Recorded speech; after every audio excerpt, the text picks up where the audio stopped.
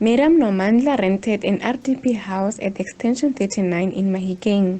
Only a week after moving in with her children, the purported landlord demanded that she leave the premises immediately. She recounts how they had been harassing her, making threats, and demanding additional payments beyond what was agreed on the lease. I took further steps. I went to housing tribunal, and there they gave me a letter that I should give to the owner of the house so that we could go to court together to come to some kind of a reason, some kind of an understanding between us.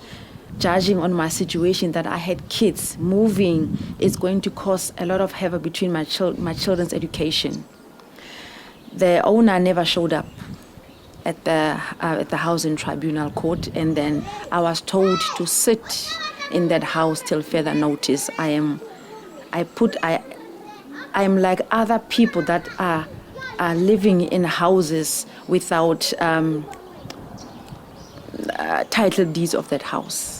Nomandla says later on, the rightful beneficiary of the house eventually showed up. Later on, about from December on, another lady kept on coming, telling me this is my house, I must vacate the house or I must pay her 2,000 rent. And I said to her, I can't afford 2,000 rent.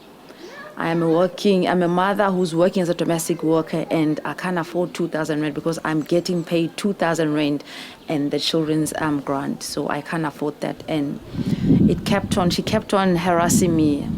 She came with the police, they told me to vacate. The last day when they told me to vacate, they came with the ownership papers of that house. The owner of the house says she received a call from the municipality informing her that there are people fighting for her house. I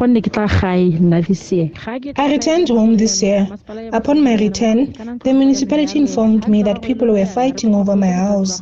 They told me to either reclaim my house or make arrangements with Nkele, who was living there, as her children were still attending school. The municipality provided me with a lease, and I spoke to Nkele about needing the house. We agreed she would pay 1,000 rand of rent, but she never paid anything. I went back to the municipality and they advised me to give her 3 months to vacate.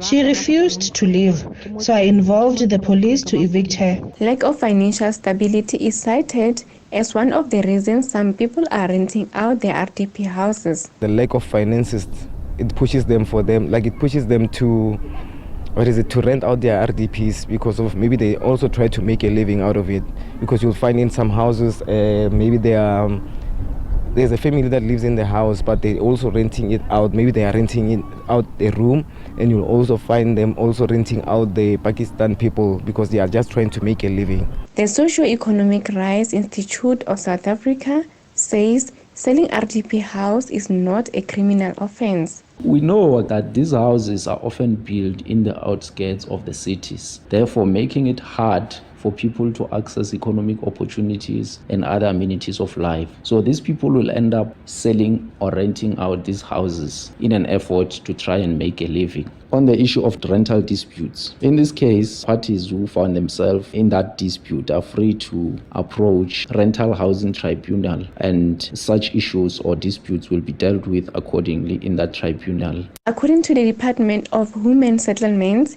a beneficiary can only sell their house after living in it for a minimum of 8 years, and the state should be given the first priority to buy the house, and that it's not possible to have 2 RDP houses at the same time. A beneficiary, whether renting the property out or not, is registered on the database of human settlements and unfortunately will not be able to qualify for any other housing opportunity, as the system can even pick up a beneficiary registration detail in other provinces. The department says it discourages beneficiaries from selling or renting out their properties, as doing so would undermine the progress made by government in creating habitable human settlements for all South Africans. Tsholofelo Mogami, SABC News, Mahikeng.